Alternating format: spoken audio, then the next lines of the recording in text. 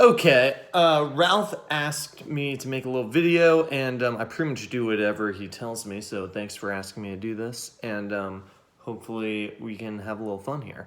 But my name's Zach, I'm from New York, I went to Berklee 2014 to 2018, studied guitar and music business, spent a bunch of time interning in different cities like my home city of New York and Los Angeles and Nashville, and I ended up moving to Nashville after Berklee. I moved here in 2018 when I graduated. I started working for a management company in town, and I basically left that management company after about 6 months to do independent show promotion, booking clubs around Nashville, 500, 600 capacity rooms, and putting bands on the road and just booking a lot of shows for a lot of different artists, some of them based in Nashville and some of them based in New York. And I started a newsletter called the Nashville Briefing, which comes out 3 times a week, and it's read by people in the industry in Nashville and LA and New York, and that's been a fun project that everyone watching should definitely subscribe to if you want to know what's happening in Nashville on the weekly basis. NashvilleBriefing.com, check it out. Shameless plug. But right now things are freaking crazy. All my venues have shut down. We've canceled a ton of shows. We've pulled tours off the road, stuff that I've booked, and things are going absolutely insane. So we're trying to figure out right now what it looks like, as a lot of people are. And the good thing is that I've been making a lot of music, which is something I haven't had the chance to do in a long time, in a really serious way, to sit down and spend a lot of time practicing. So I've been doing a ton of that, which is awesome. And I've been live streaming with a bunch of friends and catching up and sort of talking about ideas with other people about, this is an amazing opportunity to dive into a project and, do something. Maybe it's learning a new language. Maybe it's learning, that Bach etude that you always wanted to learn, classical guitar or whatever it is.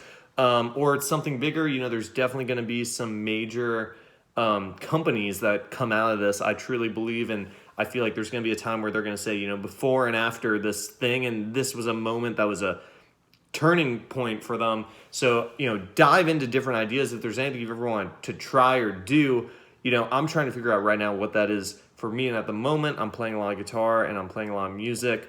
But, you see all these people doing live streaming, on Instagram and TikTok, of course, but, Twitch people are using, which is a service that I have always been fascinated with, and I'm just now signing up for and, figuring out what the deal is and, figuring out how the artists that I work with can put the service to use and figure out, creative ways to go live and stream and have fun with that like we're all doing.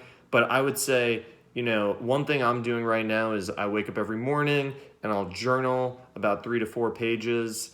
I'll write what's called the morning pages, which is something that comes out of a great book called The Artist's Way, which is a book that I would love to recommend to anyone who's trying to unlock their inner creativity, and now's the time to be doing it. So The Artist's Way, Julia Cameron stole this concept from her. It's of doing morning pages, waking up and just writing free form 3 to 4 pages of what you're trying to accomplish today, what you're trying to accomplish big picture, anything else on your mind that you're maybe nervous about or thinking about.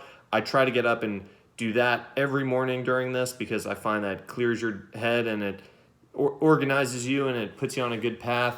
Working out at home, trying to figure out how to do that, get out and do a jog, and then, coming up with a couple of tasks every day that you're trying to accomplish, because the day can get away from you super quickly, and that's a huge waste of time and a big opportunity, I think. So, set some goals for the day, whether it's, playing some music or sending some emails to people or calling some friends or reading a bunch of news, Billboard, Rolling Stone, Variety, Music Business Worldwide, the Bob Lefsetz letter. That's a little polarizing, but I like to read what he has to say. Good books. I just read a book called Never Split the Difference by the top hostage negotiator for the FBI. And he talks about how to negotiate in business. I highly recommend it. Great book. Never Split the Difference. And there's also a great book that was one of my favorite books last year that I read called The Third Door by Alex Banayan. Talks about how to accomplish things in an unusual way. And his argument is that everyone who's ever been successful has done it their own way and has done it with originality. So I highly recommend reading that right now. And there's some amazing music books to read as well. Siren Song by Seymour Stein, about how he built Sire Records, which is one of the biggest record label imprints of all time, that signed Madonna, Talking Heads, The Ramones. If you want to know how a world-class A&R man became a world-class A&R man, highly recommend checking out this book. But yeah, that's what I would say. Just, keep doing the work and finding things to work on. And even if you're not sure what it's going to lead to, learning a new skill or just continuing to read and stay engaged with the world, and whatever, it doesn't have to be something, you don't have to feel that you're diving into something that's going to change the world and change everything. It's just try to find one thing that you're able to work on and turn that into another thing, and see where it leads.